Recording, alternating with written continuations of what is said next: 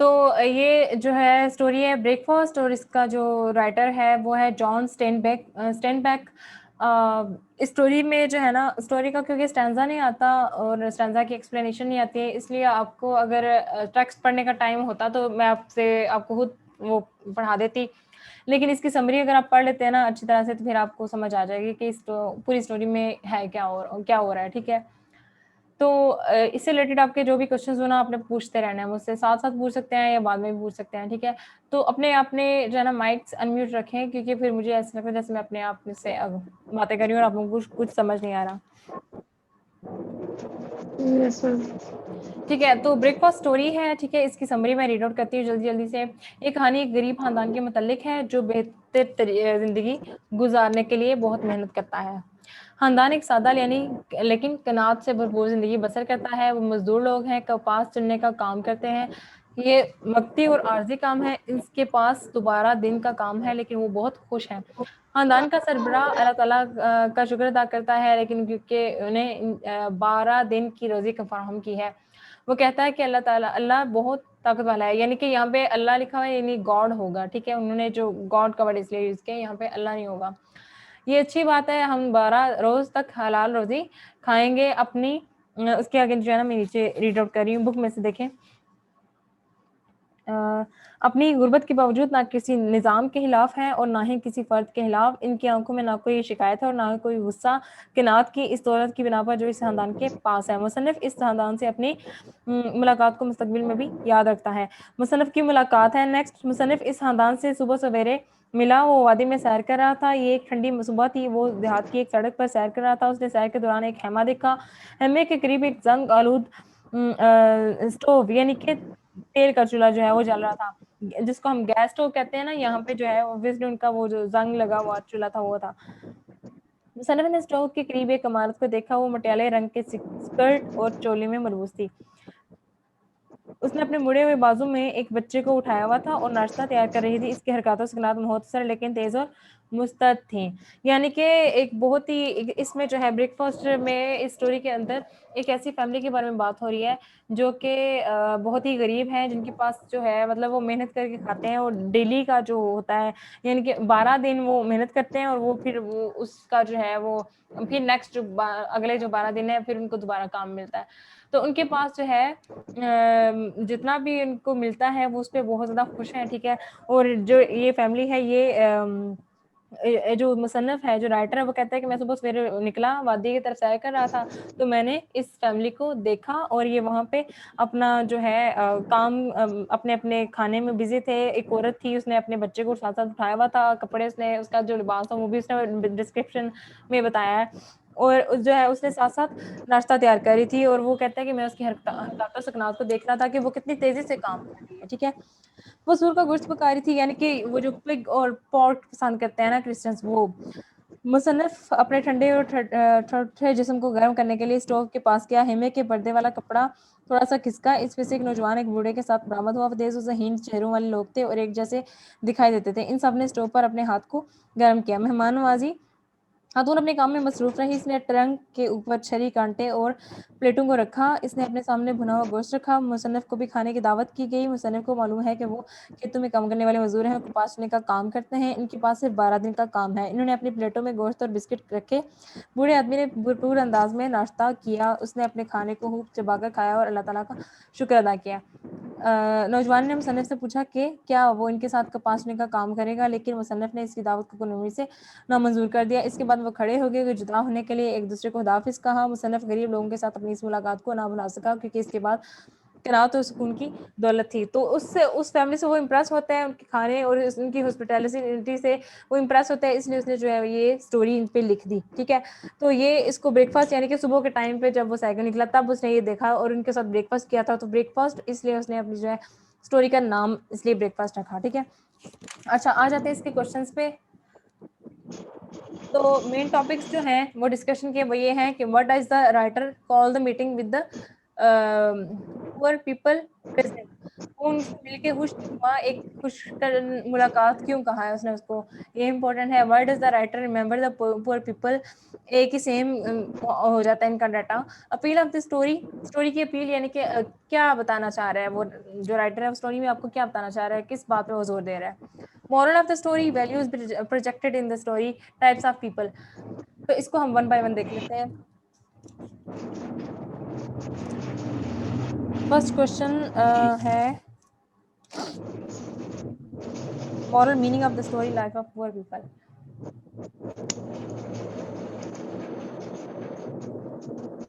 जो पीछे स्टेटमेंट्स लिखी हुई है ना, उनको ये प्रिपेयर करने से पहले, हर क्वेश्चन प्रिपेयर करने से पहले अपने स्टेटमेंट को लाजमी पढ़ना करना है, ठीक है। अच्छा, सबसे पहला है ये moral of the story the life of poor people. Moral क्या था और लोगों की जो है वो जिंदगी कैसी थी, उन लोगों की, गरीब लोगों की। What is the attitude of poor people in the story towards life, उनके लिए जिंदगी क्या है, जिंदगी का मतलब क्या है और उनका क्या रिएक्शन है। Moral meaning of the story life of poor people, ठीक है। इसके हेडिंग आ जाएगी पॉवर्टी इज अ ब्लेसिंग, यानी कि वो गरीब है लेकिन फिर भी वो इसमें खुश है, इनको जितना भी मिल रहा है वो उसमें खुश है, ऐसे खा पी रहे हैं और अपनी ज़िंदगी जी रहे हैं, उनको कोई शिकायत नहीं है, वो खुश हैं और खुशी से रह रहे हैं। और जो भी उनके पास जाता है उसको भी वो खुशी से ऑफर करते हैं हॉस्पिटैलिटी, ठीक तरह से जो है वो अपनी उनके सामने अच्छे से उनकी जो है, यानी कि इस हद तक थी उनकी इतनी अच्छी हॉस्पिटैलिटी थी कि वो जो राइटर था वो इनसे इम्प्रेस हुआ था, इसलिए उसने इस पे लिखा। पॉवर्टी इज अ ब्लेसिंग, उन लोगों के लिए एक ब्लेसिंग थी जो उनकी गुर्बत थी, पॉवर्टी गुर्बत को कहते हैं, ठीक है। इंट्रोडक्शन ऑफ द फैमिली आ जाता है, कंटेंटेड पीपल आ जाता है इसमें, ठीक है। तो ये एक क्वेश्चन होगा, इसमें इंपॉर्टेंट कुछ खास नहीं है, ये वाला क्वेश्चन होगा इसमें, ठीक है। और नेक्स्ट है why does the writer remember the family, ये वाला हो सकता है इंपॉर्टेंट, ठीक है। इसको एक दफा कर लेना है। इसमें जो है ना पॉइंट्स बनाए हुए हैं 1 2 3 नीचे, ठीक है, लेकिन आपने पैराग्राफ फॉर्म में लिखना है इसको, एक एक दो दो पैराग्राफ जो है ना आप बना के फर्स्टली सेकेंडली कह सकते हैं, इस तरह से लिख सकते हैं। तो ये एक शॉर्ट सा क्वेश्चन है, ठीक है। इतना इससे रिलेटेड जो है ना हो सकता है अपील ऑफ द स्टोरी या समरी, जो फर्स्ट क्वेश्चन है ना और ये अपील ऑफ द स्टोरी, ये दोनों में से हो सकता है कोई आ जाए। Narrate the story breakfast in your own words, why do you like the story. अब पूरी स्टोरी का जो बेसिक एम था या उसकी समरी या जो भी है वो सारा कुछ इसमें आ जाता है, ठीक है। John Steinbeck is a well known American short story writer and novelist, most of his story novels deal with the habits and manners of poor people, basically वो पुअर पीपल पे लिखता है। तो इसका इंट्रोडक्शन है, फिर राइटर के बारे में ही उससे फिर जो फैमिली के बारे में लिखा वो एक्सप्लेन किया गया है, और ये सारा एंड तक। हाँ जी, अपील ऑफ द स्टोरी ये इम्पोर्टेंट हो सकता है आपके लिए, इसको एक दफा आपने लाजमी, इसको और जो फर्स्ट क्वेश्चन है इन दोनों को आपने लाजमी करना है, ठीक है।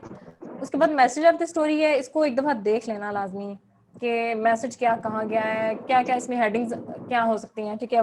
राइट एन ऐसे on the pressures of poverty, ये आ सकता है इसके रेफरेंस से, ठीक है। तो अगर आ जाए तो आप लिख सको, एक दफा इसको प्रिपेयर जरूर कर लेना है, मतलब याद कर लेना है हेडिंग्स वगैरह। List of poor people, introduction, कुछ खास नहीं है, बस एक दफा देख लेना है, इसको पढ़ लेना जरूर। मॉडर्न पीपल, और ये जो है ना एक्स्ट्रा ही लिखा हुआ है। टाइप्स ऑफ पीपल ये नहीं आएगा, what type of people have been presented in the story the first, इसको भी एक दफा देख लेना है। व्हाट टाइप ऑफ पीपल, ये हो सकता है जो फर्स्ट क्वेश्चन है वो, और जो अपील ऑफ द स्टोरी है ये वाला क्वेश्चन, और ये थर्ड, ये तीन क्वेश्चन मैं अगर इंपॉर्टेंट कहूँ तो ये तीन होंगे आपके प्रिपेयर करने के लिए, अदरवाइज इतना कुछ खास नहीं है इसके अंदर। कंटेंटेड और सिंपल जो है वो लोग थे, नॉट एम्बिशियस, यानी कि उनके कोई कोई ख्वाहिशें वगैरह उनकी ज़िंदगी में कोई प्लान्स नहीं थे, ठीक है। वो जो कुछ था उनके पास उसी में जी रहे थे, खुश थे। ऑनेस्ट एंड हार्ड वर्किंग, ये सारी उनकी हॉस्पिटेबल यानी कि मेहमान नवाज जो होते हैं, ये सारा उसमें आ जाएगा। तो ये जो है ना ये टाइप्स ऑफ पीपल, इसको भी लाजमी कर लेना। चीज़ें, ये टॉपिक सारा रिपीट होता रहेगा थ्रू हर एक क्वेश्चन में, ठीक है। और ये एक्सपेक्टेड क्वेश्चंस हैं, इसको भी एक दफा देख लेना, इतना कुछ जो है ना वो। What type of people have been presented in the story breakfast, ये आ गया, ठीक है। इसमें समरी भी आ जाती है, ये वाला होगा। और एक क्वेश्चन जो स्टार्ट में जो राइटर को जो है उनकी लाइफ प्लेजेंट क्यों लगी थी, what do you like telling some of those reasons, that is all I know, of course some of the reasons why it was pleasant। यानी कि राइटर को वो जो है उनकी खुशगवार किस्म की जिंदगी क्यों लगी थी, ये वाला जो वेरी फर्स्ट क्वेश्चन है, ठीक है, वो। और ये नीचे जो बताया मैंने, what type people have been presented, ये वाला सेकंड, ये दोनों लाजमी करने हैं। और ये बीच में जो दिया हुआ है ना स्टेटमेंट, इसको भी एक दफा देख लेना,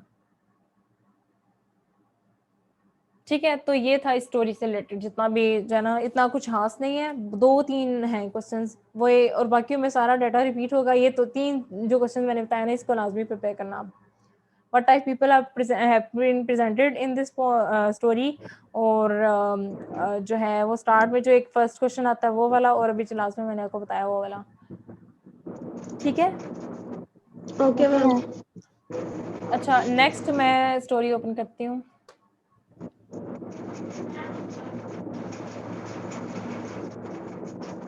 मरवा समझ आ रही है? जी मैम। द हैप्पी प्रिंस आप लोगों ने कर ली हुई है? मैम मैंने नहीं की हुई। आपने नहीं की हुई? चले मैंने हम, की है मैम। अच्छा चले हम वो कर लेते हैं इसके बाद।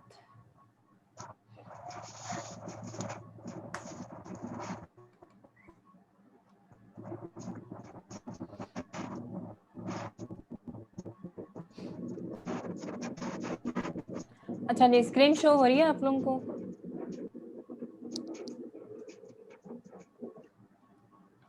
Yes ma'am. टेक पिटी, ठीक है, ये स्टोरी है, और ये इसका जो राइटर है वो है बर्नार्ड मेलमर्ड, ठीक है, बर्नार्ड मेलमर्ड इसका राइटर है। और ये हम फौरन से इसको देख लेते हैं। टेक पिटी में ना एक, इसमें भी 1-2 क्वेश्चंस हैं जो इम्पोर्टेंट है, जो आते हैं पेपर में। लेट्स सी,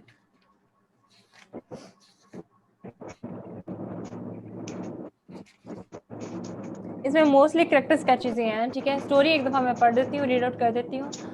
इस कहानी में पोलैंड की रहने वाली एक खातून की पुरज़म और बहादुराना जद्दोजहद को बयान किया गया है। इस औरत का नाम एवा था, ठीक है, जो अपने हामद की वफात के बाद हैरात की शक्ल में हर किस्म की मदद लेने से इनकार कर देती है। यानी कि वो उसके हस्बैंड की डेथ हो जाती है, तो उसके पास जितने भी लोग जैसे हम सदका देते हैं, इसी तरह से कोई हैरात देने आता था तो वो लेने से इनकार कर देती थी। एवा पोलैंड की मुहाजिर है और अमेरिका में पनाह लिए हुए है। वो दुनिया में तनहा है क्योंकि इसके तमाम रिश्तेदारों को हिटलर ने अगवा कर लिया था। वो एक पुरवकार और खुददार औरत है, अपनी इज्जत नफ्स को मुश्किल हालात में भी बरकरार रखती है। एक कहानी इंसानी कोशिश, जुर्रत और इज़्म पर रोशनी डालती है। अच्छा, पोलैंड की ये औरत थी, ठीक है, अमेरिका में रह रही है, लेकिन जो है ना, अगर आपने वो पढ़ा हो जिसमें जो पोइम थी जिसके अंदर हिटलर का था, may this city has 10 million souls, आपने ये पोइम पढ़ी थी ना, जिसके अंदर वो कहता है कि हिटलर की जहाँ पे जो है हुकूमत है और हमें इसके अंदर कुत्तों बिल्लियों का के लिए जगह है, लेकिन हमारे लिए इसमें जगह नहीं है। पढ़ी थी ना पोइम? Yes ma'am. ठीक है, तो वो उसमें भी जो है वो हिटलर का ही बताया गया कि यस मैम, हिटलर, जिसमें वो फिशेज वाला हाँ जी एग्जैक्टली। तो वो यहाँ पे भी हिटलर का ही रेफरेंस आ रहा है कि हिटलर जो है उसको, उसके जितने भी रिलेटिव्स थे ना एवा के, उन सबको हिटलर ने जो है किडनैप कर लिया हुआ था, और उसके हस्बैंड की डेथ हो गई थी। यानी कि उसको फैमिली में कोई भी सपोर्ट करने वाली नहीं था, फिर भी उसको जो भी हैरात देने आता था, खुद से पैसे देने आता था, वो लेने से मना कर देती थी, ठीक है। कालिश का अंजाम, कालिश कौन है अभी हम देख लेते हैं। इसमें कहानी के मुताबिक से हमें पता चलता है कि एवा एक पुरज़म औरत है, जिंदगी में इसका रवैया पुरवकार और शानदार है। वो मुश्किल हालात में हौसला नहीं हारती। इसका हवन कालिश पोलैंड का एक मुहाजिर था। हाँ जी, कालिश उसके हस्बैंड का नाम था और वो पोलैंड का रहने वाला था। वो एक ताजिर था, यानी कि एक ट्रेडर था, मामूली सा ट्रेडर था। जब उसने अमेरिका में अपना ली तो उसने एक अंधे घोड़े की तरह काम किया। वो बहुत मेहनती शख्स था। उसके एक दोस्त रोजन ने उसे एक कंपनी से कर्जा लेकर दिया था। रोजन काफ़ी बेचने वालों का सेलमैन था, कॉफ़ी बेचने वालों का सेलमैन था, ठीक है, यानी कि जो कॉफ़ी बेचते थे, कॉफ़ी का कारोबार। तो इस तरह के जो सेल्समैन होते हैं ना, ये छोटे मोटे ट्रेडर्स होते हैं, इनको ताजिर कहा गया, ठीक है। कालिश की बीवी का नाम एवा था, इसकी 2 बेटियां थी, इसका नाम बेटियों का नाम, एक का नाम फिगा और दूसरी का नाम सोरेले था। मेहनत के बावजूद उसका कारोबार तरक्की करना कर सका। सेहतमंद ने उसकी सख्त मेहनत ने उसकी सेहत पर बुरा असर छोड़ा और वो मर गया, यानी कि इस तरह से उसकी डेथ होगी। अब उसकी 2 बेटियां हैं, एवा अपनी 2 बेटियों के साथ रह रही है। अब उसने जो है वो इन दोनों को पालना है और अब कैसे करेगी, कैसे वो मुकाबला करती है, इसके बारे में सारा कुछ लिखा हुआ है। हामद की वफात के बाद एवा की कैसी जिंदगी थी। अपने हामद की वफात के बाद एवा अपनी 2 बच्चों के साथ तनहा रह गई। इसका हामद $1000 का बीमा छोड़कर मरा था। रोजन ने ईवा को मशवरा दिया। ये रोजन कौन था? जो आई डोंट नो ये फीमेल है या मेल है। उसके फादर, उसके जो हस्बैंड का दोस्त था। हाँ जी, ईवा को मशवरा दिया कि वो अपनी बेटियों के साथ चली जाए। इसके कर्ज हाहुदी स्टोर पर कब्जा कर लेंगे जो इसका हामद छोड़कर मरा था। इसने वहां जाने से इनकार कर दिया और इसी जगह रहने पर इसरार किया। इसने रोजन को बताया कि वो नया माल खरीद का स्टोर चलाएगी, अपनी किस्मत आजमाएगी। रोजन ने इसे मज़ीद नसीहत की कि वो किसी से शादी कर ले लेकिन वो खूबसूरत और जवान है, क्योंकि वो खूबसूरत और जवान है। उसने शादी से इनकार कर दिया और रोजन को बताया कि इसने सारी जिंदगी परेशानियों के अलावा कुछ नहीं देखा। इसे जिंदगी में बेहतर और अच्छी चीज़ की तवक्को नहीं है। उसने कारोबार को दोबारा शुरू किया और इसने बहुत मेहनत की, लेकिन इसका कारोबार बुरी तरह नाकाम हुआ। वो $1000 जल्द ही बर्बाद हो गया। उसके पास जो बीमा उसके मिला था, उसके हस्बैंड की डेथ के बाद उसको $1000 मिले थे, उसके जो है वो कारोबार में लगाने की वजह से ज़ाया हो गए। ठीक है, तो वो बेसिकली इसने जो बिजनेस स्टार्ट किया था वो बर्बाद हो गया। ठीक है, रोजन की मजीद पेशकश। रोजन ने एक दफ़ा फिर उसे नसीहत की कि वो इस जगह को छोड़ दे क्योंकि और नौकरी हासिल कर ले। उसने यकीन दिलाया कि वो इसकी बेटियों की देखभाल कर लेगा, लेकिन एवा ने इसकी नसीहत पर कान ना धरे। एक दफ़ा उसकी बच्चों के लिए उम्दा गोश्त लेकर आया, लेकिन एवा को ये बात पसंद ना आई। रोजन ने उसे शादी का पैगाम दिया। इसने एवा को बताया कि वो एक बीमार आदमी है, मौत के बाद वो इसके लिए उसकी बच्चियों के लिए काफ़ी रकम छोड़कर मरेगा। एवा ने इसकी पेशकश ठुकरा दी और कहा कि मैं पहले ही बीमार आदमी के साथ ज़िंदगी गुजार चुकी हूँ। रोजन ने इसके हमद के इस दोस्त के नाम से इसे कुछ रकम भेजी। एवा ने इस बात पर नाराज़गी का इजहार किया और अपनी बेइज्जती महसूस की। इसने रकम वापस भेज दी। इसने एक वसीयतनामा तैयार किया जिसमें इसने अपनी जायदाद एवा के नाम लिख दी। एवा ने एक दफ़ा फिर मदद लेने से इनकार कर दिया। कहानी का अख्ताम नहायत ही ड्रामाई है।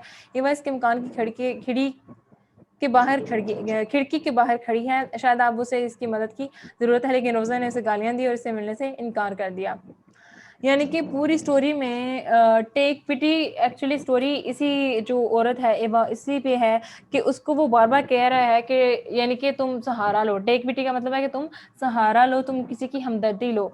लेकिन वो क्या करती है कि वो अपनी ज़िद में इस हद तक आगे चली जाती है कि वो उसका जो कारोबार है वो ख़त्म होने के बाद उसको जब शुरू में उसने कहा कि तुम यहाँ पे छोड़ के जगह चली जाओ, वो नहीं जाती है। उसको शादी की ऑफ़र करता है, वो नहीं एक्सेप्ट करती है। उसकी बेटियों की मदद करता है, वो नहीं एक्सेप्ट करती है। पैसे देता है, वो भी नहीं लेती है।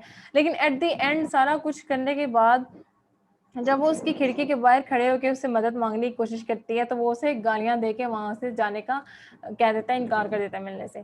तो ये होता है कि मतलब इसका मकसद ये है स्टोरी लिखने का कि आप इंसान जो है ज़िंदगी में बेशक जितना भी अकेला हो, उसे मदद की ज़रूरत पड़ती ही पड़ती है। और जब अगर आपके पास कोई मदद के लिए आता है तो उसकी मदद ले लेनी चाहिए, बजाय इसके कि आप अपनी ईगो या अपनी ज़िद में आके उसको इनकार करते रहें बार। अब उसका वो अब उसके पीछे फिर रही है क्योंकि उसके पता है उसका कोई चारा नहीं है, लेकिन अब वो कुछ नहीं उसके पास रहा। तो इस तरह की कंडीशन आपके साथ ना हो, इसलिए जो है इस टाइप की स्टोरीज लिखी जाती हैं। तो स्टोरी समझ आई कुछ? Yes ma'am. अच्छा, इसके फटाफट से हम क्वेश्चंस देख लेते हैं important. Moral meaning of the story ये तो हो गया आई थिंक।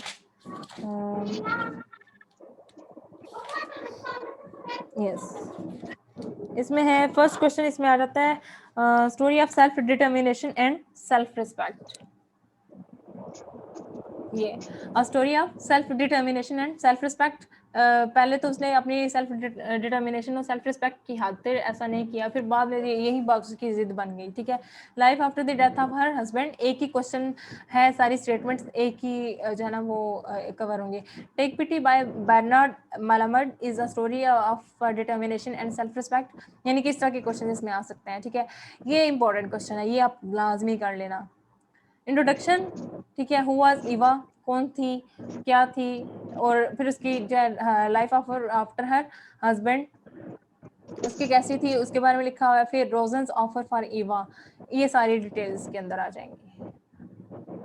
नेक्स्ट क्वेश्चन है the ways Rosen adopt to help her, किस तरह से उसने इसको अडॉप्ट करने की कोशिश की इसकी हेल्प के। पहले उसने उसके घर वो मीट भेजा फ्राइड, ठीक है। फिर उससे पहले उसने इसको कहा कि तुम ये छोड़ के चली जाओ तो तुम्हें जो है उसकी वो शॉप, तुम्हारे वो जो डेप्टर्स हैं उनसे तुम्हारा पीछा छूट जाएगा। फिर उसके बाद उसने उसे शादी की ऑफर की, वो भी उसने कबूल ना की। फिर उसने अपना पैसा उसके जायदाद उसके नाम करने की कोशिश की, वो भी उसने कबूल ना की। तो ये सारे वेज जो उसने ट्राई किए थे ये सारे आप इसके अंदर लिखेंगे, ठीक है। सिंपल सी स्टोरी है, इसके अंदर फर्स्ट सेकंड थर्ड लिखा है, लेकिन फर्स्ट सेकंड थर्ड आपने नहीं लिखना, आप इनको पैराग्राफ फॉर्म में बना के लिखेंगे। नंबरिंग नहीं देनी, फर्स्ट सेकंड नहीं लिखना, क्योंकि ये छोटा छोटा है तो छोटे छोटे पैराग्राफ्स के ऊपर हेडिंग्स नहीं दी जाती हैं, ठीक है। Okay ma'am. फिफ्थ सिक्स इसको जो है ना फिफ्थ सिक्स नहीं लिखना, इसको बस एक एक दो दो पैराग्राफ्स में इकट्ठा इकट्ठा लिख लेना है। एक पैराग्राफ लिखा उसके अंदर फर्स्ट सेकंड लिख ली, फिर सेकंड पैराग्राफ स्टार्ट किया उसमें थर्ड फोर्थ तीसरा से इकट्ठे लिख लिए, अलग अलग बेशक ना लिखें आप। कॉज ऑफ कॉन्फ्लिक्ट और Eva and Rosen study in comparison, इन दोनों का कंपैरिजन आ गया यहाँ पे, कंट्रास्ट, कंपेयर एंड कंट्रास्ट, इसको एक दफा देख लेना। Why does Eva turn down in the offer of help by Rosen, उसने क्यों उसको मना कर दिया था, इसको एक दफा देख लेना। फर्स्ट रीजन और फिर सेकंड रीजन, थर्ड रीजन, ठीक है। ये अब कैरेक्टर्स का चार जगह, एक का पहले एवा का आता है फिर रोजन का आ जाएगा, और इस तरह से जो है दोनों का जो है ना वो इसका कैरेक्टर स्केच आ जाएगा। तो एक्चुअली इसमें जो इम्पोर्टेंट क्वेश्चन है ना वो फर्स्ट है जो सेल्फ डिटर्मिनेशन और सेल्फ रिस्पेक्ट वाला था, ठीक है। और उसके बाद the ways Rosen adopt to help her, इसको एक दफा देख लेना। और जो दोनों का कॉन्फ्लिक्ट है ना, इससे पिछला जो क्वेश्चन था ये वाला, कॉज ऑफ कॉन्फ्लिक्ट और जो है मतलब कंपेयर और कंट्रास्ट, नीचे स्टेटमेंट में आ रहा है compare and contrast the character of एवा एंड रोजन, इन दोनों का कैरेक्टर भी आप कंपेयर और कंट्रास्ट कर सकते हैं, या यही डिटेल जो नीचे लिखी हुई है इसी को आप जो है वो एज एन आंसर जो है ना कंसिडर कर सकते हैं, ठीक है। तो ये सेकंड क्वेश्चन, और बाकी कैरेक्टर स्केच इनके लाजमी देख लेने हैं,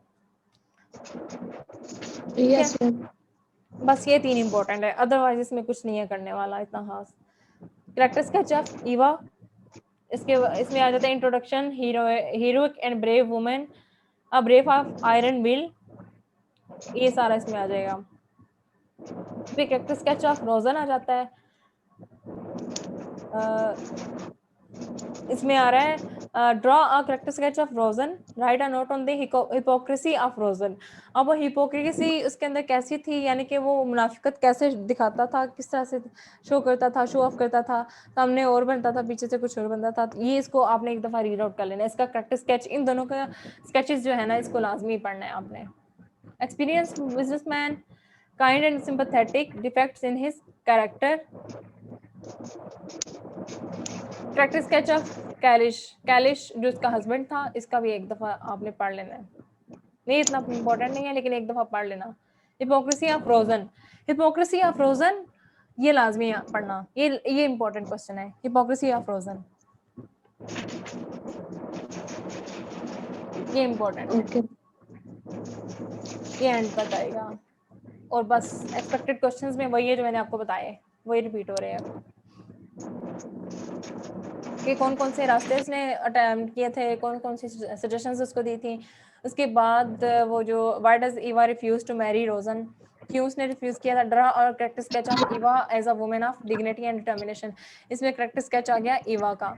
तो बाकी वही डिटर्मिनेशन वाला क्वेश्चन है, उसके अटेम्प्ट्स जो उसने उसको ऑफर की थी वो, और कैरेक्टर स्केच वाला, ये तीनों इम्पोर्टेंट है,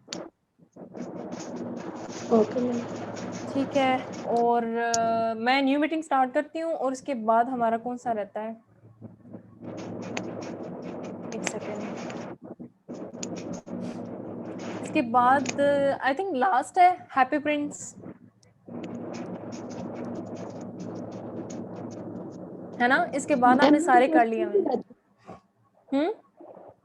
मेरी तो फर्स्ट 2 भी रहती है ना। आपकी फर्स्ट 2 रहती है नहीं, yes ma'am. The killers, first वाली की हुई है, किलर वाली की हुई है, किलर वाली की हुई है मैंने एकेडमी में, उससे अगली वाली रहती है। रैपर्चिनीज डॉटर, यस मैम। चले ये ना मैं आपको क्योंकि मेरे पास अभी पिक्चर्स लेने में ना टाइम लग जाएगा, अभी हम ये वाली करते हैं, द हैप्पी प्रिंस करते हैं, उसके बाद ना मैं आपको इसके ऐसे ही लिखवा देती हूँ, निशान लगवा देती हूँ इसके, द पैचिनीज डॉटर, ठीक है? Yes ma'am, okay ma'am. Okay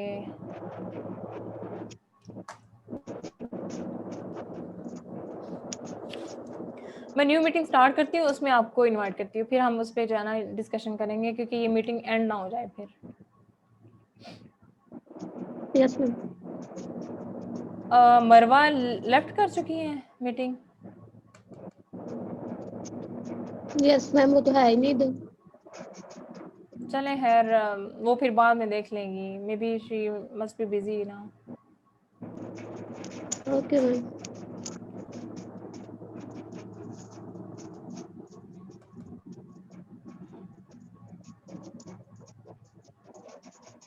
अच्छा जी, ये मैं नेक्स्ट मीटिंग लेती हूँ, मीटिंग में लेती हूँ आपको, ठीक है?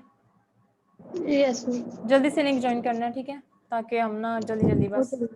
करें इसको खत्म।